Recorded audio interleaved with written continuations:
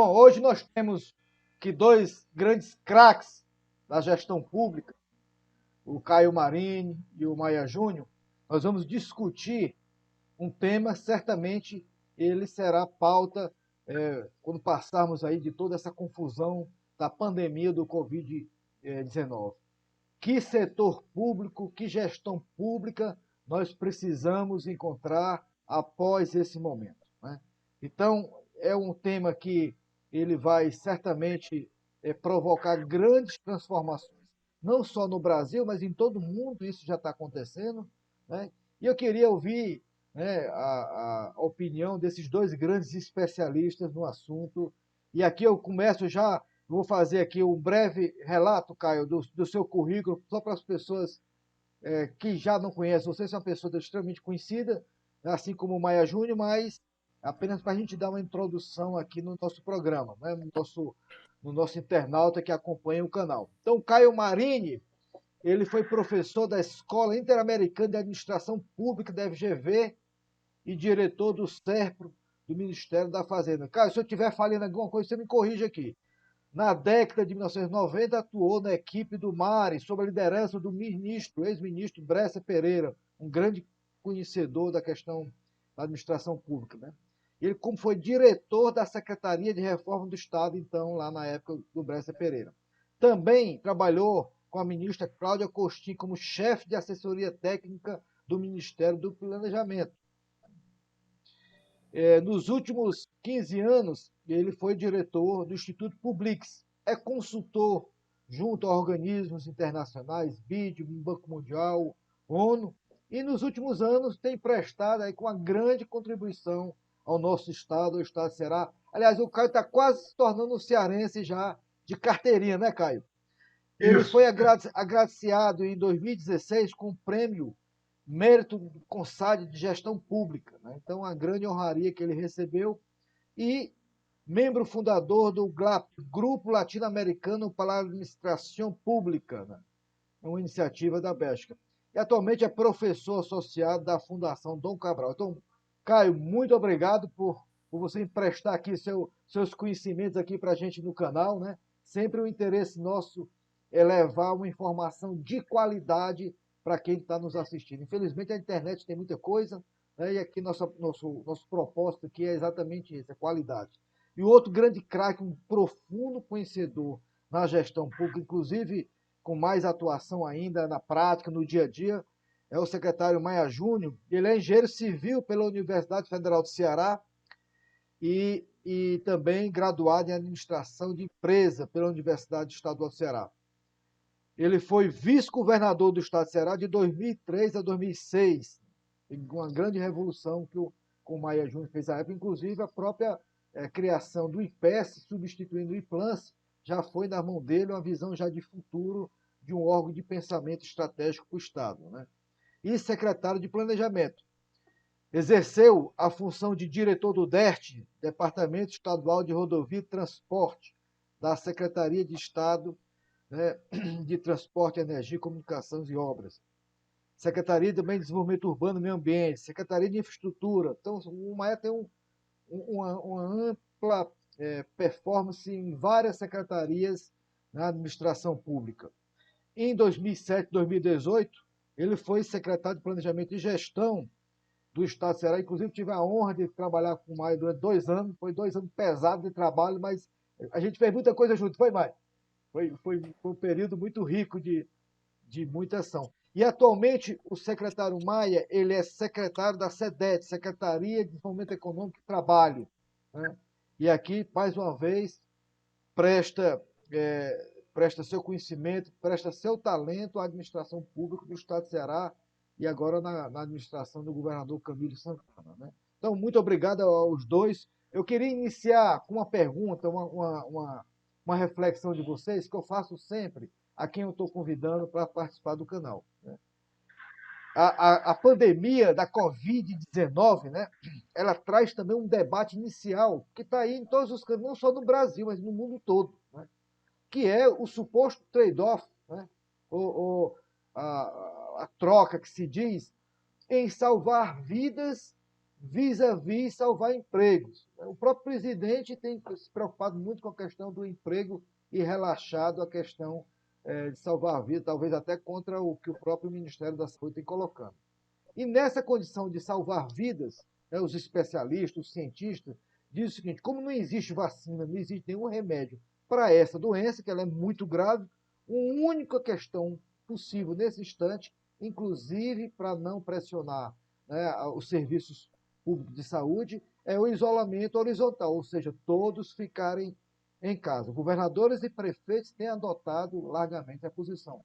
Como é que vocês dois se veem nesse debate? Vocês concordam com essa posição ou acham que está sendo exagerado? E eu queria, Caio, começar ouvindo por ti, que é nosso visitante, né, secretário Maia? Depois eu gostaria de lhe ouvir também nesse. Aí é o ponto de partida da discussão, é essa aí. Perfeito, Ataliba. Plenamente de acordo.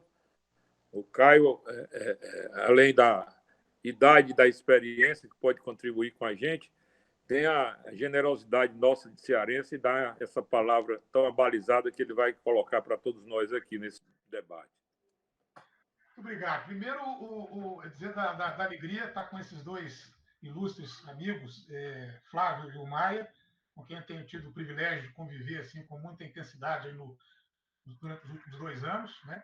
Cumprimentar o Flávio pela iniciativa, quer dizer, nesses tempos aí de confinamento, de quarentena, tem sido uma das poucas alegrias assistir aí o seu canal, a riqueza aí dos debates e o aprendizado que isso tem gerado aí para a gente conseguir superar aí esse desafio. Né? Quer dizer, esse é um tema que está aí na ordem do dia, está na televisão, está na mídia em geral, está no bate-papo aí de amigos, né? Mas eu quero crer que por trás disso tem um falso dilema, né? Quer dizer, é um ambiente tensionado, né? Por uma série de questões, né? Mas não tem vida sem emprego, não tem emprego sem vida, né? Quer dizer, eu acho que colocar a coisa na perspectiva. Muitas vezes, quando a gente coloca a discussão na perspectiva do ou, a gente perde perspectiva, né? Não é um ou outro, né? É e, né? O Estado tem diversas funções, né? Quer dizer, há uma função alocativa do Estado, quer dizer, ele arrecada tributos, né, para aplicar no orçamento, para prestar serviço à sociedade, para fazer política, né? Tem uma dimensão também do Estado que é distributiva, compensar imperfeições do mercado, né? Atuar exatamente para distribuir os ganhos do desenvolvimento, né? E tem uma função também de manutenção de estabilidade. Então, não tem nenhuma novidade. Quer dizer, esse é um tema que está presente no cotidiano do Estado. O que acontece é que essa discussão, mais recentemente, tem se exponenciado, né? Quer dizer, tem se colocado numa perspectiva exagerada do ponto de vista de escolha, né? Entre um ou outro, né? Quer dizer, é absolutamente fundamental que o Estado, nesse momento, né, e, em particular, os governantes têm um equilíbrio, uma pensatez, né, de estabelecer estratégias, né, de curto prazo para enfrentar as medidas mais emergenciais, né, mas pensando no médio e longo prazo, porque a crise um dia acaba. Né, e talvez esse seja o lado otimista do futuro, porque se o contexto de pós-crise é um contexto que tem como pressuposto que conseguiu-se, de certa forma, enfrentar esse desafio, como enfrentamos vários outros, né? A gente precisa pensar no que vem para frente, né? Então, eu acho que tanto hoje quanto no futuro, né, essa questão ela está presente nessa dupla dimensão. Não dá para fazer uma escolha entre uma ou outra, né? Quer dizer, a gente tem que ter a sensatez, né, de encontrar um equilíbrio, né? E eu não tenho a menor dúvida de que, independente de qualquer fundamentação teórica por trás disso, né? Se a gente for olhar as experiências recentes que foram exitosas nesse campo, elas mostraram que o caminho, no primeiro momento, é você estabelecer mecanismos de proteção da vida, né? De sorte que, no futuro, a gente possa recuperar esse período difícil que a gente está passando, né? E minimizar, de certa forma, os impactos econômicos, os impactos sociais que decorrem dessa escolha. Então, assim, eu acho que a posição que os governadores, os prefeitos vêm adotando, e são os que estão, de fato, tendo um contato, um convívio mais cotidiano aí com o cidadão, de quanto a gente vive na cidade, né? me parece o posicionamento mais adequado. Né? Quer dizer, eu acho que essa talvez seja a mensagem assim, inicial de equilíbrio, né? De bom senso no enfrentamento desse desafio. Né? Secretário Maia, você tem participado diretamente de um grupo, né, de um grupo, de um comitê, né, técnico que está assessorando o governador Camilo Santana nesse problema que, particularmente no nosso estado, tem tomado uma dimensão muito grande, né? São Paulo, Rio de Janeiro, Manaus, Fortaleza, particularmente, tem estado uma dimensão muito grande do problema. E o senhor tem participado diretamente da assessoria, né, do governador Camilo Santana. Inclusive, o governador Camilo Santana tem sido muito responsável em tomar suas decisões baseadas na ciência. Né? Ele ouve os especialistas na Secretaria de Saúde, o doutor Cabete e outros especialistas. A partir daí, ele com o comitê que ele criou, ele ouve todo mundo e tira uma posição, né, fundamentada na ciência. Isso é muito bom porque dá segurança à população. Secretário, a situação em Fortaleza está muito grave e a gente fica pensando que se não tivesse o isolamento, né, que nós temos hoje em Fortaleza, talvez estivesse muito pior ainda, né? Sem dúvida, Taliba. Meu boa tarde a você, meu boa tarde a Caio. Minha alegria em reencontrá-los aqui nesse debate. O Caio colocou aí com muita precisão essa questão aí de discussão bastante dicotômica, politizada e extremada de alguns membros da nossa sociedade brasileira, e no Ceará não é diferente. Isso é fruto de um momento muito ruim da nossa história, que é a divisão que estava já acontecendo desde a eleição passada. Já na reeleição da presidente Dilma. E a sociedade brasileira começou a se dividir. Era uma coisa que a gente, na nossa sociedade, não convivia. A gente sabia respeitar os resultados, a gente era um país ordeiro, um país de paz, e aí começou a esses extremos que vêm dividindo a sociedade brasileira de uma forma bastante extremada, entre uma esquerda extremada, entre uma direita extremada. E como disse muito bem o Caio, né, nesse momento não está em jogo essas questões. Em jogo está, em primeiro lugar, a vida da população brasileira. Nós não podemos, de maneira nenhuma, negar o direito de 204 milhões de pessoas de viverem de forma adequada e com saúde. Nós não podemos, através dessas extrapolações, radicalizar um processo que pode levar a perdas significativas de vida. Os números já estão aí se elevando bastante aqui no Brasil. Os Estados Unidos já perdeu 40 mil pessoas, o mundo já vai em quase 150 mil pessoas, num período de aproximadamente 4 meses. Não é um período de uma guerra de 7, 8 anos, como nós vimos no passado. Né?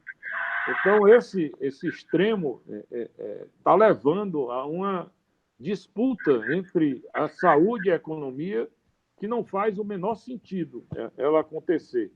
Né? Nós temos que tratar os dois assuntos com responsabilidade, temos que tratar os dois assuntos, como você colocou muito bem, em cima da boa técnica, da boa ciência. Né? Isso não é brincadeira de tratar uma questão tão significativa como essa, é um vírus violentíssimo, invisível, né? Tratarmos sem que a gente possa ouvir os profissionais de ciência, os profissionais públicos, políticas públicas de economia, em cima de experiências já exitosas, ou aqui no Brasil, ou fora do Brasil, que a gente tem que buscar essas literaturas no passado, sobretudo, para que o aprendizado novo para nós no Brasil possa levar a gente a bons resultados nesse processo. Se a gente tivesse, né, o calibre adequado do tamanho da intervenção na área de saúde, do tamanho de intervenção na área da economia, para que a gente saísse bem desse processo, eu tenho certeza que é o que desejam todas as autoridades brasileiras que estão investidas na responsabilidade de tomar decisões nesse atual momento. Aqui no Ceará, como você colocou, o governador, desde o início do mês de março, né, começou a se preparar para enfrentar não só, né, esse desafio enorme na área de saúde, que é o mais urgente. E por que ele é mais urgente? Ele é mais urgente porque nós estamos expondo no país a situação do atual momento do SUS, que é um sistema de um modelo reconhecido, é um modelo bem constituído, bem concebido, mas que, infelizmente, não foi um modelo bem assistido de recursos de toda a ordem, né? Para que ele hoje fosse capaz de forma adequada, oferecer, sobretudo, aquelas populações mais pobres, que é quem depende mais diretamente do SUS, os serviços adequados para vencer essa epidemia. Então, essa é uma fratura exposta que a gente está vendo no sistema brasileiro. Outra fratura bastante exposta que a gente está vendo, né, é a questão da pobreza. Isso não é pobreza, isso é miséria, né? 38 milhões era o número que nós achávamos, né? Os bancos multilaterais, os organismos de políticas sociais no Brasil, que eram os pobres brasileiros.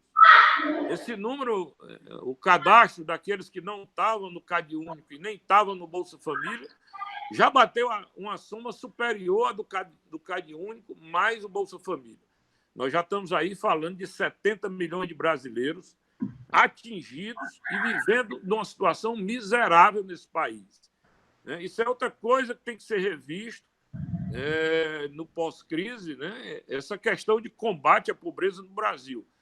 Essa é outra fatura muito forte do processo e que precisa de amparo público. O Estado, como um agente regulador, exatamente numa hora como essa, tem que olhar de uma forma mais atenciosa na direção dessas famílias mais pobres.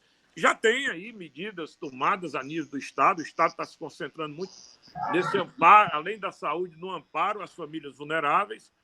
E o Estado brasileiro também tomou uma série de medidas, né, nessa direção, procurando auxiliar nesse momento essa transição para essas famílias pobres e miseráveis que estão vivendo nesse país. O outro aspecto muito forte, que nós também estamos muito dedicados aqui no Ceará, é a questão fiscal, né? É a condição de fazer uma contenção do ponto de vista fiscal para poder drenar esse equilíbrio e essas disponibilidades para atender esse momento da saúde, que está a exigir muito mais recursos e investimentos, né, de adequação de hospitais de campanha, de UTIs, de equipamentos de EPI. Estão propalado a necessidade de ventiladores mecânicos e não mecânicos, máscaras, etc., para poder suprir a saúde daquilo que ela não tinha para atender uma crise dessa dimensão. E também a questão de abastecimento de insumos, né, medicamentos, que vão ser necessários durante todo esse processo dos hospitais e toda a rede pública e privada no Brasil. E no Ceará também, né? Não é diferente. Já foram tomadas também, a nível federal, a nível estaduais, as medidas que, nesse momento, eram possíveis, né? Lógico que essa situação, ninguém vai sair dela sem perdas. As perdas são familiares e individuais das famílias brasileiras.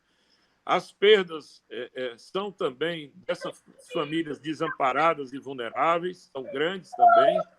São dos trabalhadores, as perdas são das empresas, e tem uma perda de uma dimensão enorme, que é a do Estado, né? O próprio Estado brasileiro já aumentou seu déficit previsto para esse ano para algo em torno de quase 500 bilhões, quando se previa algo em torno de 124 bilhões de reais. Perfeito. Né? Então, ninguém vai sair disso sem uma necessidade de uma recuperação. Há perdas com necessidade de recuperação emocionais, porque são muito importantes nos sentimentos da família brasileira, que vão perder seus entes numa guerra como essa. Há perdas significativamente no equilíbrio dos estados, no equilíbrio das empresas, e há perda nesses mais vulneráveis, que vão precisar da atenção e de um processo de recuperação que também não será tão curto, como muitos esperavam. Isso não é uma gripezinha, nem durante esse momento de contenção do vírus, nem será no momento pós-vírus. O secretário Maia e professor Caio, vamos entrar agora no tema da gestão pública, quer dizer, o que a gente precisa entender quais as transformações que a gestão pública dos países, principalmente, claro que com reflexo nos estados, né? Mas, pegando um gancho nessa discussão, essa semana aqui, deixa eu fazer a minha propaganda aqui do artigo que a Marília Firmiano, que é diretora de gestão pública do IPES, junto comigo, a gente publicou na Folha de São Paulo. Inclusive, a diretoria de gestão pública do IPES foi criação também do secretário Maia, já intervendo lá as necessidades de transformações. O IPES ele goza agora de uma diretoria exatamente para estudar as questões relacionadas à gestão pública. Mas, nesse artigo, eu faço uma reflexão junto com ela sobre as lições que nós poderemos tirar para o futuro de uma pandemia nessa dimensão. E olha que as lições não é em países pobres, mas a Inglaterra foi pega de surpresa, a Itália foi pega de surpresa, a Espanha foi pega de surpresa, os Estados Unidos, secretário Maia, também está vivendo aí, como você colocou, números absurdos, né? Então, por melhor que a gestão pública nesses países, e na Inglaterra, por exemplo, é reconhecido, né? Exporta conhecimento na área de gestão pública, mas a pandemia ceifou milhares de vidas. Alguma coisa falhou na gestão pública desses países, né? E isso certamente é uma reflexão porque Singapura, Taiwan, Coreia do Sul, a própria China, por viverem experiências de pandemia no passado, conseguiram desenvolver uma série de instrumentos na gestão pública direcionado principalmente para a área de saúde, né? O que a gente está. Então, assim, quais são as lições do ponto de vista que o setor público no mundo inteiro vai pensar e imaginar também como isso rebate os estados brasileiros. O próprio estado do Ceará já vem há algum tempo tendo grandes esforços em modernizar a gestão pública. O secretário Maia aqui depois pode falar com muita propriedade sobre esse capítulo, né? Introdução de Big Data, né? Critérios de avaliação, quer dizer, uma série de transformações que estão sendo. Mas a pandemia, eu acho que ela colocou a preocupação em outro patamar, né? Que a gente vai precisar pensar sobre o assunto. A necessidade de gestão pública transformada já vinha nos próximos anos por conta da crise fiscal que os estados precisariam se adaptar. Mas agora você tem um tempero a mais dessa discussão, que é a própria capacidade do Estado responder ao serviço público para as pessoas. Caio, como é que você vê essa... vamos tentar imaginar o pós, né? O pós-Covid-19. O que é que a gente vai precisar tirar como lição de tudo isso? Muito boa pergunta, o Flávio. Assim, primeiro, de certa forma, se anunciava uma crise, né? Quer dizer, ela estava meio que no ar, né?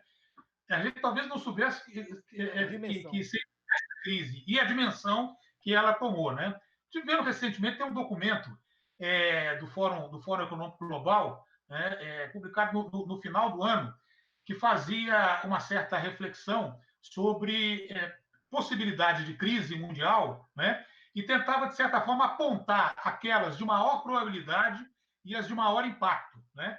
Eu até anotei aqui para trazer aqui para essa nossa reflexão, e, de certa forma, as duas que apareciam assim como mais prováveis e de maior impacto, né, eram mudanças climáticas graves, né, e os riscos de armas de destruição em massa.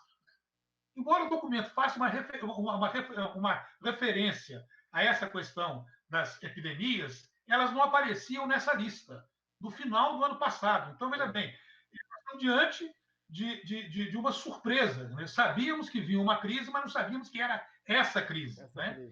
E nos pegou meio que desprevenidos. Né?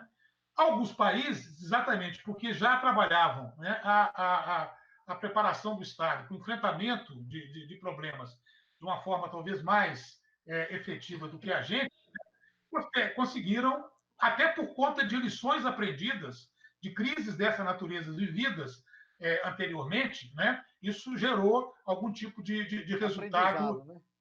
aprendizado. Mas o que eu queria destacar é que, de certa forma, do ponto de vista do papel da gestão pública, tanto na crise quanto no pós-crise, tem assim muita mudança do ponto de vista daquilo que é o grande argumento, que é a relevância da gestão no enfrentamento de crise. Quer dizer, eu não posso lidar num contexto de crise de forma amadora, de forma empírica, né? Sem técnica, sem ciência, né? Quer dizer, há um dilema clássico, né? Que a gestão, que as políticas públicas enfrentam de uma maneira geral, e em particular a gestão das políticas públicas, né?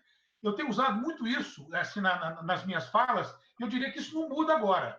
Você tem, de um lado, demandas crescentes por parte da sociedade, do ponto de vista da saúde, da educação, da segurança, etc., etc., etc., e há, né, em decorrência, notadamente da crise fiscal, uma capacidade limitada do Estado de atender a esse conjunto de demandas. Isso é fato. Isso é antes crise, é na crise e é pós-crise.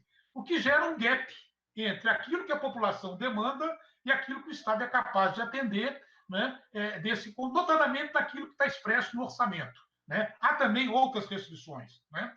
E para complicar, para agravar um pouco essa perspectiva, ao redor desse gap, há um conjunto de atores que tentam pressionar, capturar o processo da escolha pública. Né? Então, isso é o métier, é o dia a dia. O secretário Maia, você aí no cotidiano, na gestão, como praticantes, como pessoas que estão na linha de frente, né? Eu já tive isso em determinado momento na minha vida, hoje a minha atuação é um pouco diferente. Né? Isso não é novidade. A novidade é a intensidade disso. Isso se agravou muito mais nesse momento, né? E eu preciso, de certa forma, estar atento e encontrar, né, uma estratégia para lidar com esse imbróglio. Né? Concluindo, quer dizer, como é que isso impacta e como é que deveria ser o encaminhamento, né, do ponto de vista de uma estratégia para lidar com o dilema, com essa dupla faceta, gap e pressões de diversos grupos de interesse, né? Muitas vezes legitimamente pressionam o Estado para fazer essas escolhas. É o setor produtivo, é o cidadão que está vivendo cotidianamente aí o medo, a ansiedade, né? Enfim, eu preciso ter, e aí eu gosto muito de me inspirar na contribuição de talvez um dos grandes formuladores aí no campo da gestão pública, o chileno Carlos Matos, que vivenciando a crise lá, foi ministro da Economia, presidente do Banco Central do Chile, na época do Allende, ele fazia uma reflexão muito interessante. Ele adotava a figura de um triângulo, né, que era o triângulo de governo. Ele dizia, olha, eu preciso, né, em primeiro lugar, ter um projeto, né, o vértice superior. Eu preciso ter uma estratégia que indique claramente, né, os meus propósitos. O que eu quero, né, do ponto de vista do enfrentamento das medidas emergenciais hoje para tentar mitigar um pouco as consequências sanitárias aí da crise. A dimensão econômica, né? Como é que essa crise, né, impacta menos, né, as finanças do Estado, dá condição para que o Estado possa apoiar as empresas que estão vivendo uma situação também dramática, né? Do ponto de vista social, eu preciso disso, eu preciso ter um projeto em que o governo estabeleça a sua vontade política de enfrentar essa natureza, esse conjunto de problemas. Ponto 1. 2. Eu preciso fortalecer, embora seja uma condição necessária, ela não basta enunciar uma intenção. Eu preciso trabalhar a perspectiva das capacidades de governo. Quais são as capacidades que o governo tem do ponto de vista técnico, do ponto de vista administrativo, do ponto de vista instrumental, que você menciona com muita propriedade no seu artigo, né? Questão do orçamento, né? Quer dizer, esse paradigma vigente aí do orçamento de décadas e décadas é que não muda. Eu estou olhando para trás quando eu faço orçamento. Eu sou rígido. Eu faço orçamento imaginando que o futuro é perfeitamente previsível. É tanto para a rubrica tal, é tanto para a rubrica tal, e vem uma crise dessa, eu não sei o que fazer. uma capacidade que decorre também de um arcabouço jurídico muito rígido, e aí se eu mexer daqui para cá, eu vou ter consequências e tal, então eu fico meio que preso, amarrado, sistema de controle, muitas vezes rígido. Né? Então, que capacidade o governo tem e precisa ter para lidar com esse contexto novo? Que a mim tem dois. E três, que é talvez o tema mais novo e mais difícil de trabalhar, que é a perspectiva da governabilidade. Quer dizer, como é que é a minha relação, né, com os diversos segmentos da sociedade, porque para realizar esse projeto depende do governo, mas não depende só dele.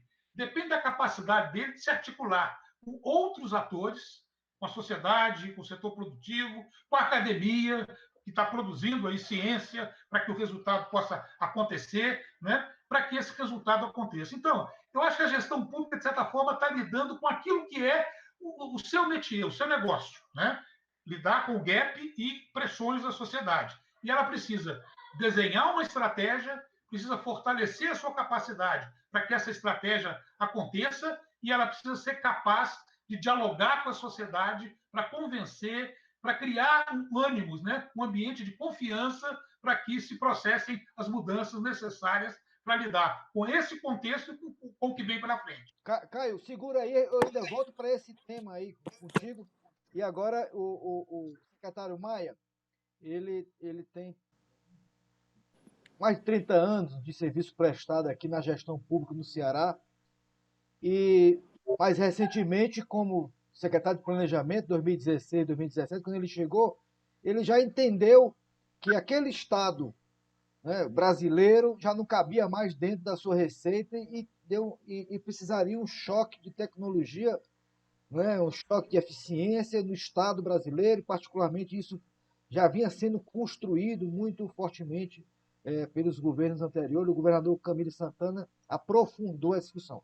E o secretário Maia já tinha essa preocupação que alguns países lá do leste asiático, Coreia e tal, já vinham usando, né, tecnologias novas para atender melhor o serviço, né, à população. Mas essa pandemia, secretária, ela muda de patamar toda essa discussão. O senhor não acha? Quer dizer, como é que o Estado brasileiro vai conseguir ser capaz? O senhor falou do SUS, né, que infelizmente nós temos o SUS, mas precisaria muito ser melhorado. Sem dúvida, Taliba. Eu fico muito à vontade para responder essa colocação que você fez, e perante a você e o Caio, né? Porque tem movimentos que eu vou colocar aqui que é de profundo conhecimento de vocês dois do que eu vou dizer, né? O primeiro, depois de 10 anos fora da vida pública, né?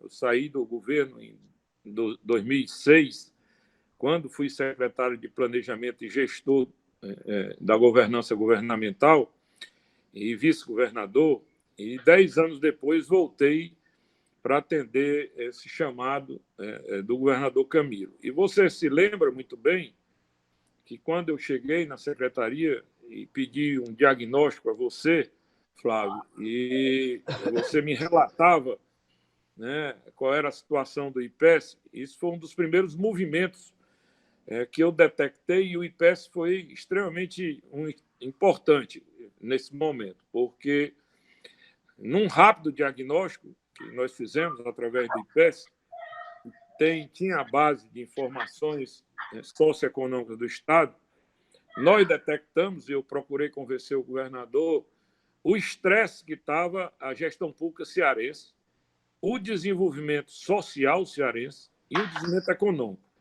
Esse estresse ele foi em cima de dados, né? A área social do Brasil, do Ceará, mostrava, e não é diferente da brasileira, uma inércia, né, de movimentos positivos. O desenvolvimento econômico também sofria um estresse, também tinha uma inércia de crescimento, e a gestão pública estava, eu diria a você, não era só atrasada. A gestão pública estava com níveis baixíssimos de produtividade, né? Perdeu o sentido do planejamento, né? Esse foi um problema grande que a gente teve que retomar, você se relembra disso. Daí nasceu, e o Caio conhece bem, né, o projeto de pensar estrategicamente o Ceará para frente, para poder vencer essas três inércias, a econômica, a social e a da gestão pública, né? Eu me detive muito nesse diagnóstico com você, né? E me dediquei muito à gestão pública. E a gente já antecipava que a gestão pública do Brasil e a gestão pública do Ceará, ela não conseguia pensar nem um mês na frente, quanto mais pensar 30 anos na frente, né? Ela estava agindo apenas no curtíssimo prazo, apenas para resolver dores imediatas que se apresentavam no dia a dia de um governante. Por outro lado, os setores, obstinadamente, em busca de uma garantia de pagamento de folha de pagamento apenas, do ponto de vista de uma garantia fiscal, perderam também o sentido de discussão e de integração das políticas públicas no governo, o que afetou profundamente, e está aí de forma gritante, né, a questão da segurança nacional, que poderia ter estourado muito mais forte do que o que está estourando a saúde pública, né? A educação aí anda a passos positivos no Ceará, foi uma coisa positiva que eu encontrei, os avanços na educação básica, mas ainda temos enormes desafios nos avanços da escola profissional e também do processo de graduação e o processo científico de pesquisas, que precisam realmente auxiliar de forma melhor o desenvolvimento e a gestão do Estado. Nesses movimentos, né, você via há 3 anos atrás, né, eu recomendei ao governador a criar uma diretoria de gestão pública no Estado, uma diretoria que pudesse se antecipar tudo isso que a gente está vendo agora, que ela pudesse enxergar o aperfeiçoamento dessa gestão, né, em primeiro lugar, olhando para as pessoas, né, o pilar de gente do Estado. Nós deixamos de reter, nós deixamos de atrair, nós deixamos de desenvolver pessoas. Numa crise como essa, a gente sente rapidamente, né, os movimentos que está tomando a gestão pública brasileira, de pessoas que não estão tendo continuidade na sua educação profissional, na sua formação, de pessoas com nível de comprometimento muito baixo e de pessoas com um nível de produtividade muito baixo, o que está tornando o serviço público inviável, caríssimo. Isso eu estou me referindo no legislativo, mas no executivo, mas isso vale para todos os poderes instituídos. Nós estamos com uma gestão pública que não pensou pessoas nos últimos 20, 30 anos, talvez em função dos apertos fiscais que foram dados, né, se deixou de pensar em gente. Esse é um dos graves problemas que a gente precisa recuperar. O segundo, a gente já vivendo um mundo digital, o governo ainda era um governo muito distante, né? E a crise está mostrando aí quem está se sobressaindo são aqueles que se anteciparam na digitalização, na criação de big data, né? Da centralização das informações para tomada de decisões, porque é muito complexa a administração e é mais complexo ainda você tomar decisão sem informações, que é o que a gente vê hoje na administração pública brasileira. Daí a gente tem que montar uma estrutura para isso aí no Estado, que está em curso. E o problema não é só a gente ter uma base de informações para a elaboração de políticas, para a elaboração orçamentárias, é a avaliação, que nós se esquecemos que a gente tem que fazer avaliação em todos os níveis. O grande resultado da educação que está progredindo no Brasil, o grande instrumento foi o sistema de avaliação, o Enem, o SAEB, né? Aqui no caso do Ceará também tem o SPAES. Esses mecanismos de medição do desempenho, de avaliação das pessoas, das políticas, é que está mudando a educação brasileira. Mas o que é que está sendo avaliado na saúde? Que custo a saúde, nossa saúde tem compatível com alguns benchmarks, mesmo dentro do Brasil, que a gente sabe que São Paulo tem alguns casos de muito sucesso na área de saúde, ou fora do Brasil, né? Quebrar esses paradigmas só é possível com um processo profundo de digitalização do Estado, que foi outro pilar importante, é outro motivo grande do atraso da administração pública brasileira, e das empresas. Né? Essa crise está escancarando que o problema não é só do Estado. Né? Por incrível que pareça, esse setor de inovação e de tecnologias, esse processo dessas plataformas tecnológicas, quem se antecipou é quem está saindo melhor do ponto de vista empresarial nessa crise. Né? É uma das recomendações muito fortes. E isso atrasou e encareceu os nossos sistemas de educação, de segurança pública, de saúde, que hoje ficam com aproximadamente 85% dos recursos fiscais do Brasil para atender, como disse muito bem o Caio, né, essas demandas que são cada vez mais expostas na saúde, na educação brasileira, e que, na minha opinião, né, agora com essa exposição desses 70 milhões de pobres esquecidos, né, que tornou o nosso país, infelizmente, um país desigual, sem acesso a esses serviços básicos, essa demanda agora vem de uma forma muito forte no pós-crise. Essas pessoas não podem mais continuar vivendo alijadas no campo da saúde, no campo da educação. Então, essas demandas vão pressionar muito mais o orçamento público. Né? O Estado vai ter que redefinir um novo papel. Né? Eu nem diria a você para se preocupar apenas com o corte de custo. O momento, talvez, além de um ajuste da máquina, para se definir claramente qual é o verdadeiro papel que o Estado brasileiro, para se tornar eficiente, tem que se dedicar, mas eu diria investir em gente, investir em tecnologias, né, para que a gente possa realmente dar um salto na gestão pública brasileira, sobretudo nesses campos, porque não dá mais para fazer uma segurança sem inteligência artificial, não dá mais para fazer uma saúde sem telemática, né, sem bioestudos e aprofundamento de pesquisas na área de biotecnologia. Né? Nós fomos pegos de calça curta. Se você observar, nós estamos chegando num momento extremamente difícil e obscuro na vida mundial e na vida da humanidade. Né? Por quê? Né? Porque a gente vem aqui, por exemplo, no Brasil, há 7 anos de uma crise econômica. Nós fomos pegos de calça curta do ponto de vista empresarial, do ponto de vista de Estado. Né? Nós pegamos também os nossos serviços públicos num processo de transição terrível, né? Porque as aposentadorias, esse pessoal pós-Constituição de 88, está praticamente se aposentando, se demandando um outro serviço público. Como é que se faz um outro serviço público com a renovação, né, desses turnovers de entrada e saída de pessoas, sem que a gente treinasse, sem que a gente tornasse essas carreiras atrativas, sem que a gente imbuísse essas pessoas de responsabilidades, de sistemas de avaliação. Né? Então, tem aí um espaço enorme para a gente mudar na administração, na gestão pública, na administração pública, como queiram qualificar. Né? Mas tem 2 pontos, Atalibas, 3 pontos, o que eu diria, fundamentais. O primeiro, sem a menor dúvida, é voltar a pensar nesse país em planejamento de médio e longo prazo. Não dá para se trabalhar sem planejamento.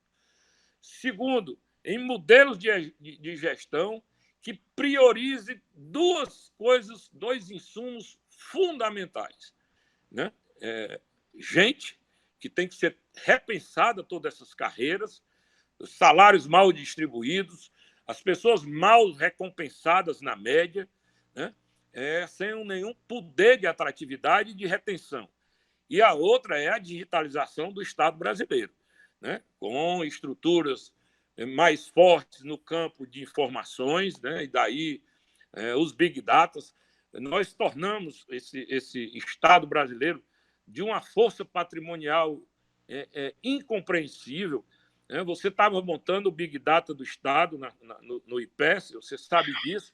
Tinha secretaria que se negou, né, a entregar os dados para serem uniformizados numa plataforma única, para servir a todos. Né? O próprio processo de digitalização do Estado tem seus feudos, né, seus proprietários, É preciso romper com isso, que é o que o governador aqui está tentando com essa lei da tecnologia e a criação do laboratório de inovação do Estado do Ceará, o IRIS. A inovação é um ponto fundamental para quem quer transformar o Estado, porque nessa questão fiscal a gente tem que ganhar produtividade, e não vai se ganhar produtividade sem excelência de gente, né? E nem sem tecnologias modernas para que a gente possa ganhar a eficiência tão desejada. Outro ponto que o Caio tocou bem, não era só a crise econômica que já vinha há 7 anos, dilapidando o Estado brasileiro, dilapidando as empresas e expondo tudo isso num momento como esse, né? Já tinham movimentos, né, mundiais aí de insatisfações com o serviço público, sobretudo, né? Aqui no Brasil, aqueles movimentos pré-Copa de 2010, os cara pretas do Brasil, ninguém se esqueceu, os movimentos contra as tarifas de ônibus, também ninguém se esqueceu. Eram movimentos de insatisfação de um serviço público ineficiente. Na França, recentemente, no Chile, na Argentina, né? Tem vários exemplos aí, o próprio Estados Unidos viveu isso também, com movimentos fortes nessa direção, principalmente aí no governo do presidente Trump,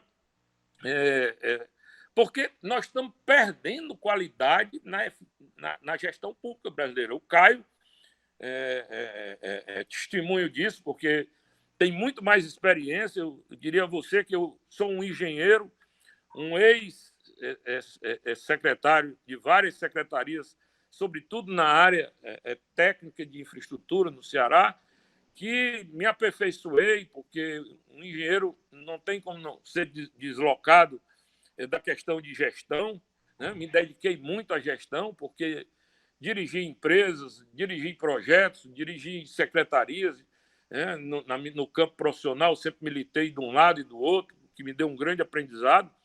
Mas o que a gente está perdendo hoje, né, no Brasil, de qualificação, né, quando eu vejo um filho meu aqui e resolveu fazer a mesma carreira que eu fiz, né, na minha época, 100% de quem entrou na escola de engenharia, um vestibular de engenharia, não é um vestibular fácil, é uma carreira cara para o Estado brasileiro investir, né?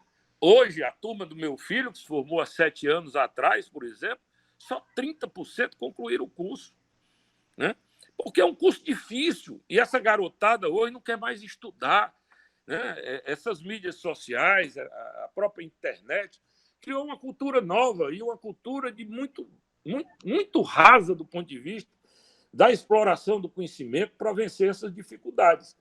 Então, é um desafio enorme. E lhe diria, fechando a colocação, a Taliba, que provavelmente, na história do Brasil, para vencer esse corporativismo, não só público, também privado, que tomou conta do Estado brasileiro, talvez esse momento seja o mais rico para uma grande mudança e uma profunda mudança na gestão brasileira. Exatamente que no momento desses de grande dificuldade é que aparecem também as grandes soluções, né, Caio? E você, Caio, vem já há alguns anos acompanhando de perto, né, a gestão pública no Ceará. Inclusive, você assessora ao que o Maia colocou, o Ceará 2050, um primeiro esforço de olhar no médio e longo prazo a nossa economia. E em todas essas responsabilidades novas, aqui particularmente no Estado, nós temos, Maia, você também, na sua gestão na CEPLAG, foi criado um centro de avaliação de políticas públicas no IPES também, para instituir, no âmbito do setor público no Estado do Ceará, a cultura da avaliação, do monitoramento e da melhoria das políticas. E mais recentemente, nessa necessidade, quando eu cheguei na Secretaria de Planejamento como secretário executivo, de olhar para frente. Então, nós criamos um observatório dentro da CEPLAG para entender como as políticas nacionais ou internacionais rebatem internamente nosso Estado. Então, você falou, olhar na construção da peça orçamentária é meio que olhar para trás. Mas o mundo muda tão rápido que a gente precisa olhar para frente também, né? Precisa saber o que é que vai acontecer. E nesse contexto, o fortalecimento da inteligência pública, no meu modo humilde de ver, talvez seja uma das grandes necessidades que nós precisamos na gestão pública brasileira e também no Estado do Ceará. Haja visto que aqui a gente já vem na frente nessa direção. Eu acho que talvez nós temos muito que melhorar no Estado do Ceará, mas muita coisa, né? Mas já foi feito, melhoria particularmente também na área da saúde, hospitais regionais, ampliou-se bastante o número de leitos, mas essa crise ela veio numa velocidade tão grande que pegou todo mundo, como o Maia colocou, de calça curta, né? Então, eu te pergunto, você acha que a inteligência pública é algo que tem que ser mais ainda fortalecido dentro da gestão, seja na União, no Estado ou no município? Eu não tenho dúvida. Eu acho que problemas complexos pressupõem arranjos sofisticados e alta capacidade gerencial para lidar com esse desafio, que pressupõe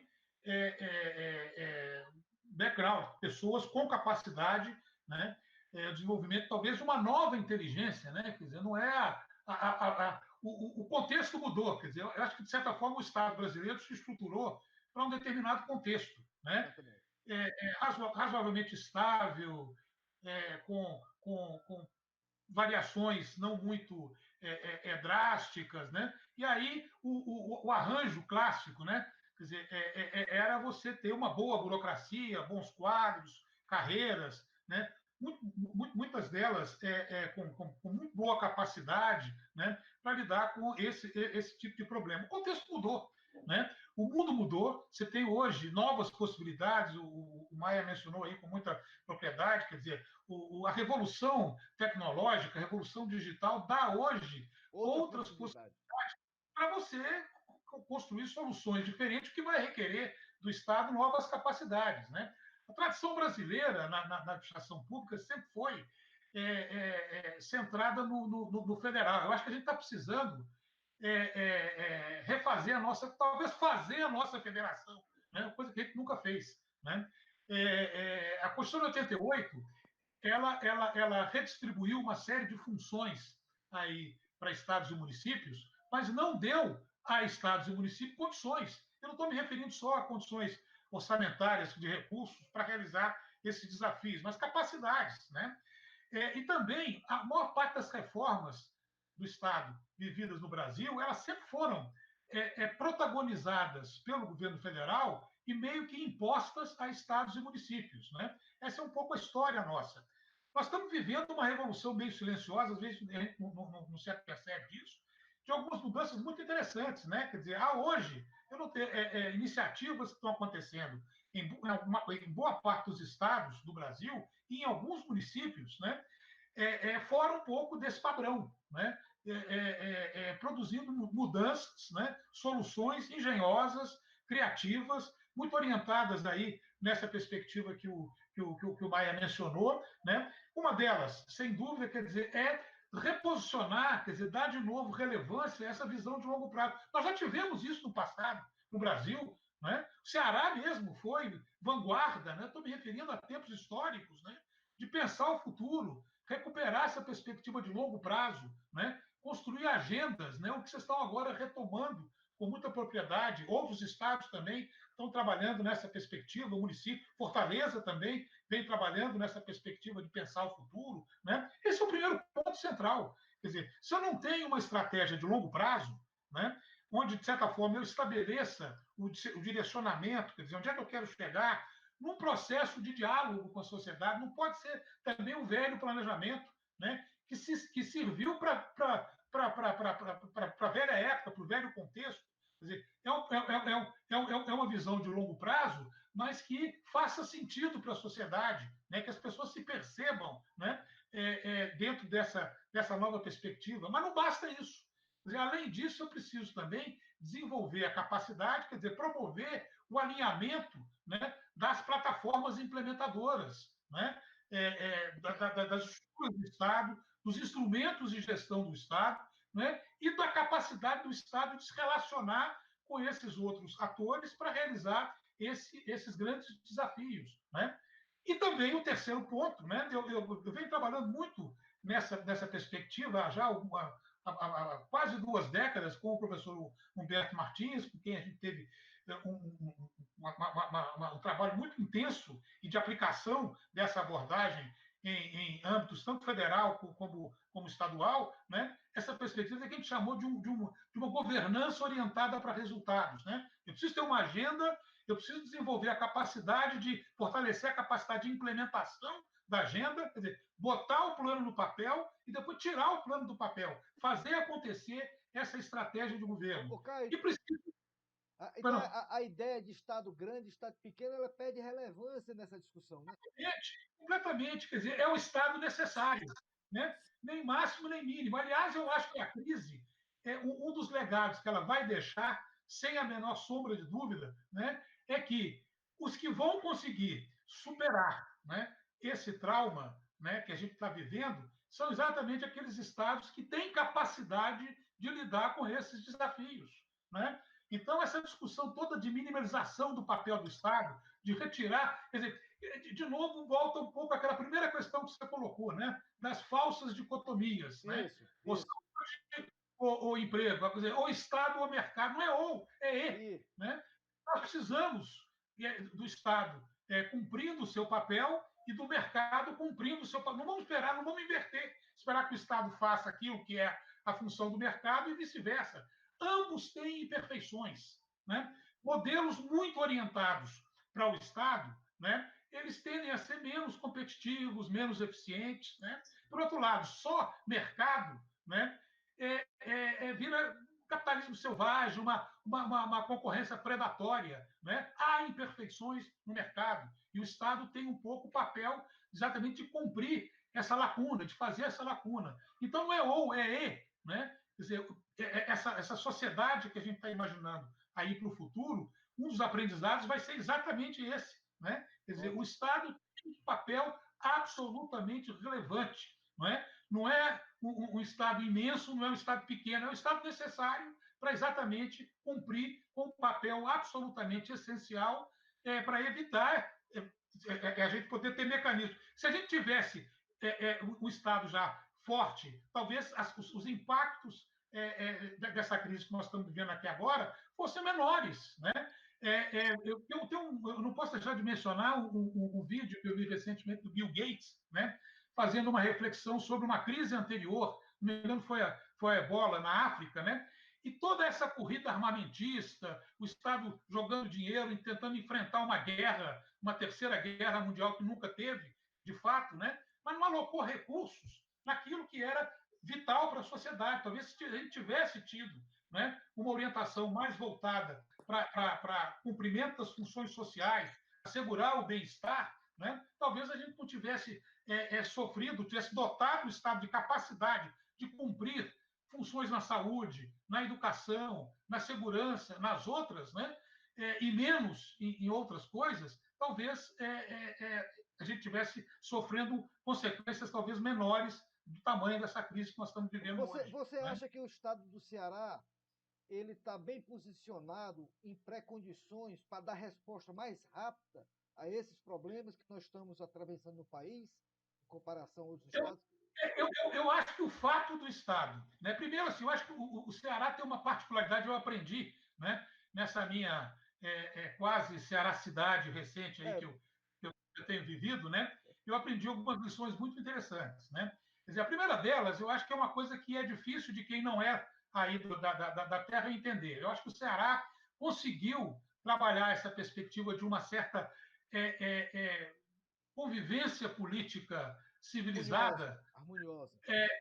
Que é peculiar. Isso não é comum em outro lugar. Né? O secretário Maia é um exemplo concreto aí disso. Isso é extremamente positivo, né? Assim, do ponto de vista de você pensar menos estratégias de continuidade e mais estratégias de Estado, né? Você pensar mais para frente. Né? Então, esse é um ponto exatamente importante que dá uma certa singularidade à experiência do Ceará. Segundo ponto, também já mencionado, né?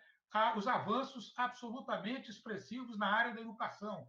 Né? Isso, de novo, está muito relacionado. Né? Quer dizer, quanto mais eu desenvolvo, né, as capacidades cognitivas, né, capacidade das pessoas, né, maior é a produtividade e maior é a formação desse núcleo de inteligência. A responsabilidade, né, fiscal, né, Caio, que já vem há algum tempo. O ponto que eu queria mencionar é absolutamente esse, quer dizer, é um Estado que responsabilidade fiscal não é prática, é cultura. Isso está na cultura. E isso é absolutamente fundamental, né, para que o Estado possa realmente fazer os investimentos. Né? Quer dizer, e o Estado consegue sair um pouco daquela discussão, a meu juízo, de novo, equivocada, né, de ajuste pelo ajuste. Né? Não é o ajuste pelo ajuste, quer dizer, é a qualidade, né, para gerar investimentos para que o Estado possa entregar serviços para a sociedade. E eu acho que a única coisa que talvez precisasse ser recuperada é exatamente essa coisa de pensar mais o longo prazo. E eu acho que vocês estão também no caminho certo, que estão trabalhando essa perspectiva. Caio, segura a bola aí, eu volto com você para nossas despedidas finais. Eu entrego a bola agora ao craque Maia Júnior, que tem aí uma contribuição grande nesses últimos 30 anos no nosso Estado, né, mano? Como é que o Estado vai... Né? Hein?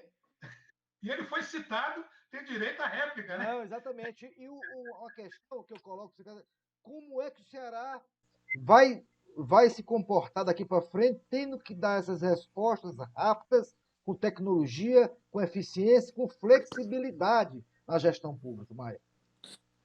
Ô, Ataliba, eu primeiro quero dizer ao meu amigo Caio que não tenho nem direito a uma réplica, porque ele não colocou nada diferente do que eu penso. Pelo contrário, ele robusteceu aqui essas minhas simples e humildes colocações.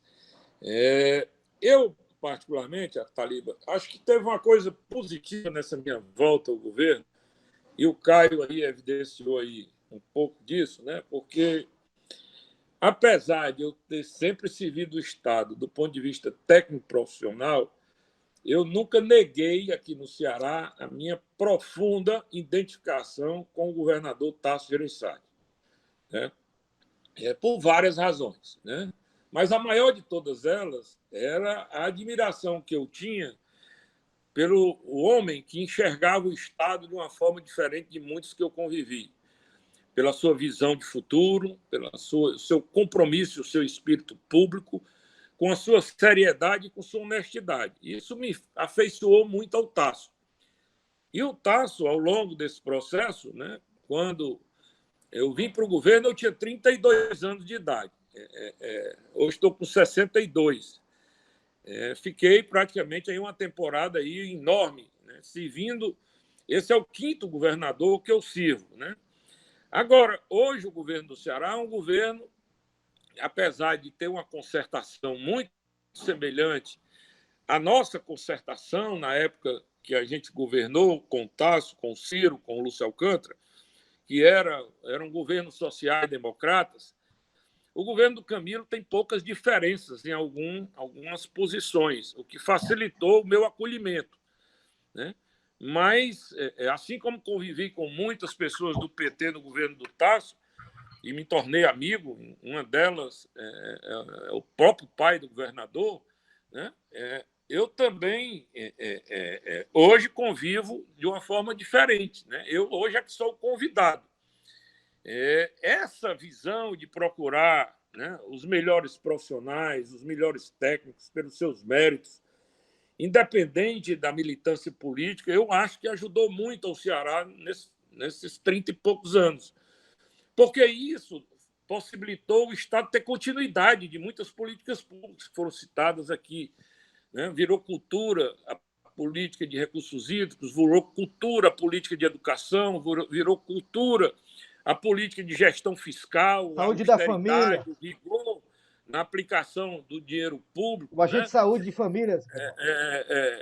Virou protagonismo em várias áreas, como disse o Caio aí, e você mesmo, Ataliba, tem me provocado, né, de que nós temos que voltar a ser protagonistas, como fomos no início dos anos 90 no Brasil, né? O Ceará foi espelho de muitas políticas públicas que ainda hoje estão no calendário federal, né? O Pronaf, o Seguro Safra, os agentes de saúde que você acabou de citar, né? As políticas de recurso hídrico, a criação da ANA. Nós somos a primeira agência de regulação de água do Brasil. Foi no Ceará. né? Então, o Ceará precisa retomar esse protagonismo. Você se lembra que eu disse, quando cheguei na Secretaria de Planejamento e Gestão há 3 anos atrás, um dos pontos que eu coloquei era a necessidade de retomar esse protagonismo.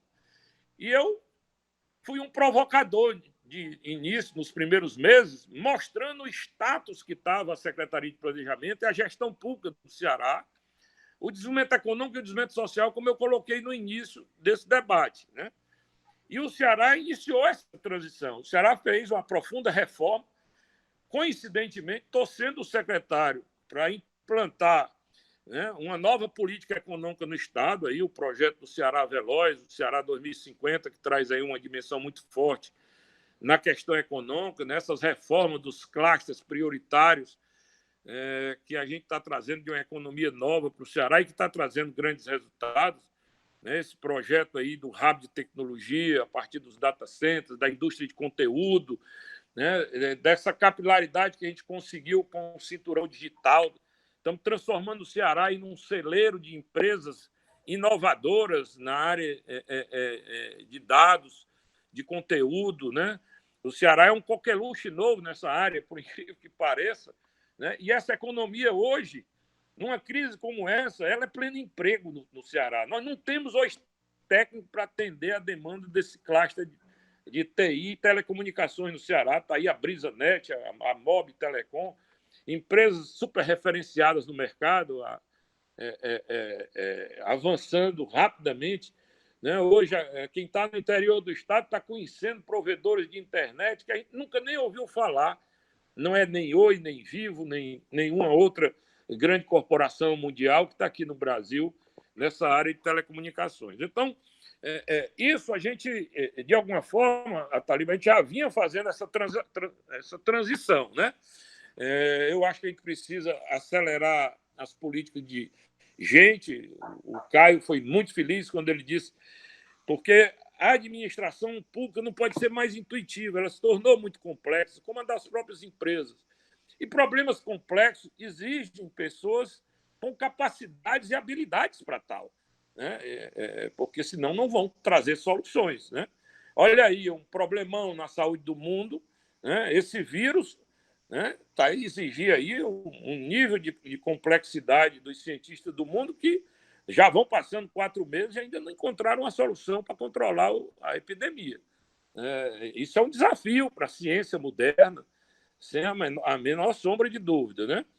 Então, o Ceará, como ele já vinha sendo protagonista no passado, na área de gestão, como ele já vinha reformulando suas políticas públicas na área também de gestão, nós citamos aqui vários avanços. Eu acredito que a recomposição do pilar gestão pública no Ceará e a melhoria dessa eficiência e da gestão fiscal do pós-crise possa, em relação a alguns outros estados brasileiros, se recompor mais rapidamente, né? A economia nossa sempre foi uma economia frágil, né? Nós estávamos querendo sair dessa economia intensiva de capital, ainda com a participação primária muito grande, de uma agricultura ainda pouco inovadora, para uma agricultura mais inovadora, de maior valor agregado. Isso também estava em curso, né? A chegada de novas economias, como a indústria da saúde, a indústria de recursos hídricos, a indústria de energias renováveis, essa indústria do hub de TI, a logística como pontos prioritários de uma nova economia no Ceará, estavam em curso.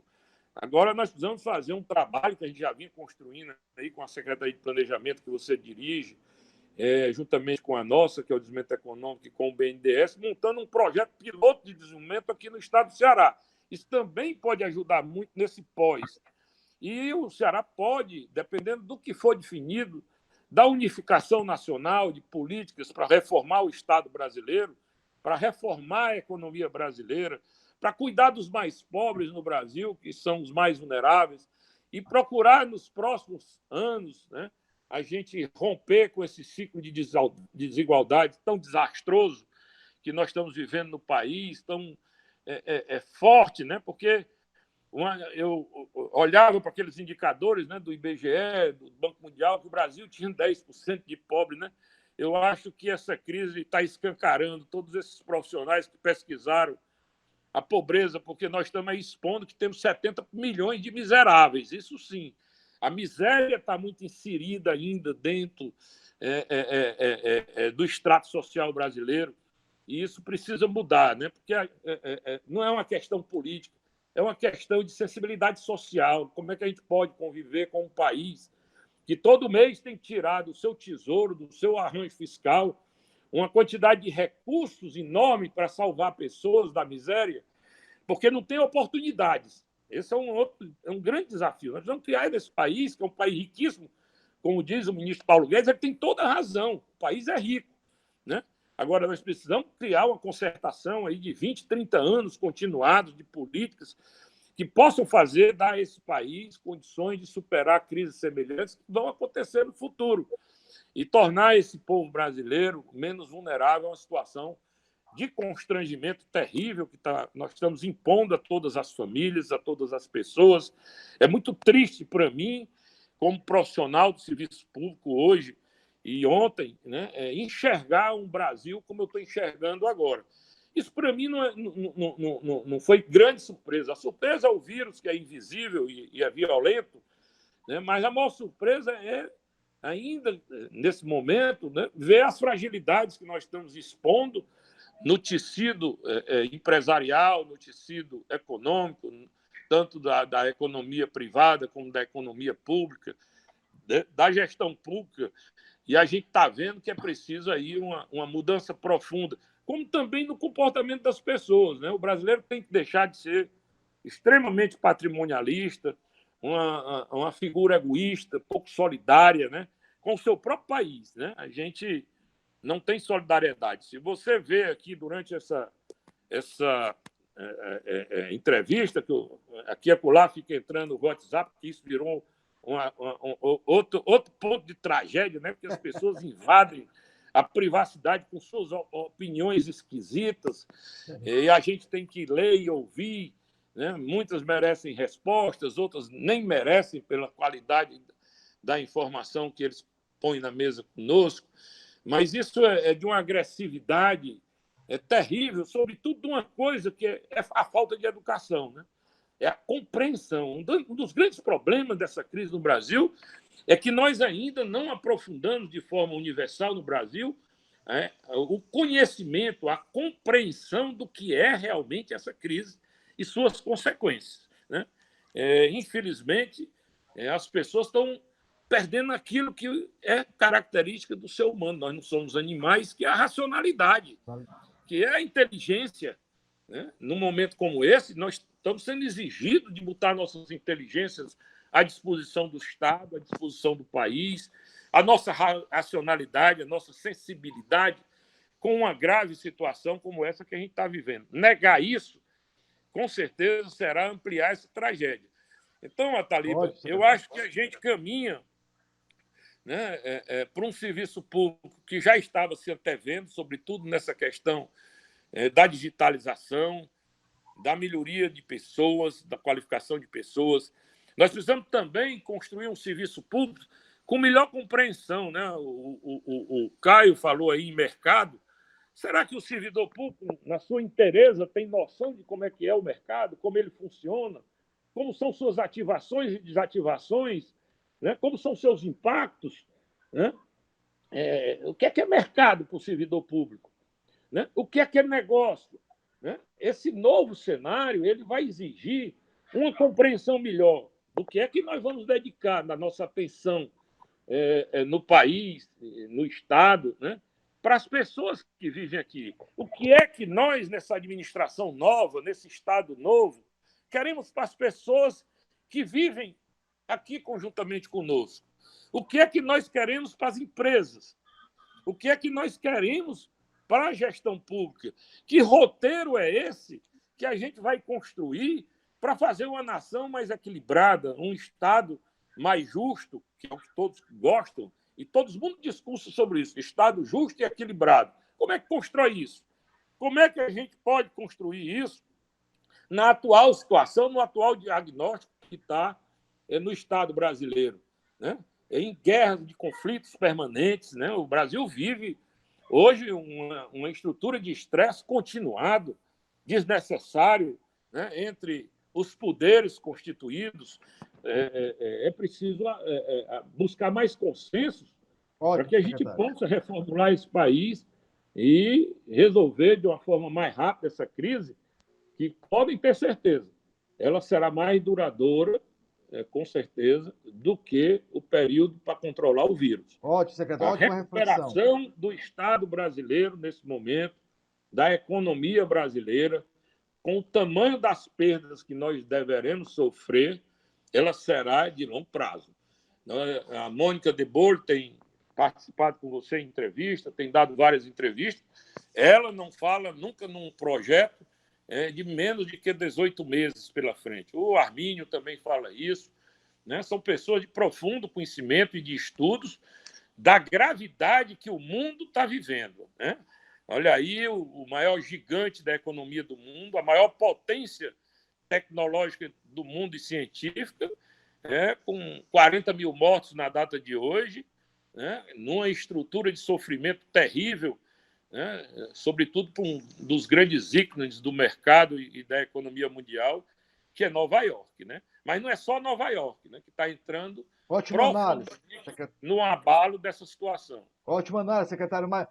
Professor Caio, para a gente finalizar a sua mensagem final, como o secretário Maia já colocou, a sua mensagem final, que a gente já vai com 1h20 de programa, a gente poderia ficar aqui o dia todo, porque assunto não falta, e já convido vocês para uma nova rodada mais na frente, quando esse quadro ficar mais claro, para a gente ir acompanhar esse diagnóstico do que é preciso ser feito.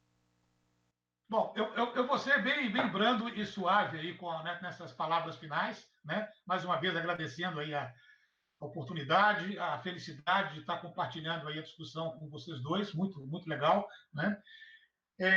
Assim, eu vou buscar um pouco a inspiração lá nas canções, né? Quer dizer, a primeira mensagem que eu queria deixar assim, de final é: nada do que foi será de novo do jeito que já foi um dia. Eu saio daqui com essa, quer dizer, eu acho que a gente sai um pouco dessa crise com essa sensação, né? Para isso, eu acho que nesse contexto, né, desse alto grau de imprevisibilidade, esse ritmo veloz, acelerado de mudanças que a gente vai estar vivendo daqui para frente, vai exigir a construção quer dizer, a agenda de reconstrução nacional, né? Tentando enfrentar essas questões. Eu não quero ser repetitivo em relação ao que a gente falou, né? Mas eu acho que talvez a gente precisasse. Eu gostei muito mencionei com você um pouco antes da gente começar, das diversas palestras muito boas, das diversas entrevistas muito boas desse seu conjunto aí de programas, a do professor Conte, né? Quando ele, ao destacar as 3 dimensões da crise, ele falava da dimensão do comportamental. Né? A primeira está muito relacionada, talvez, ao grande desafio de resgatar a confiança. Né?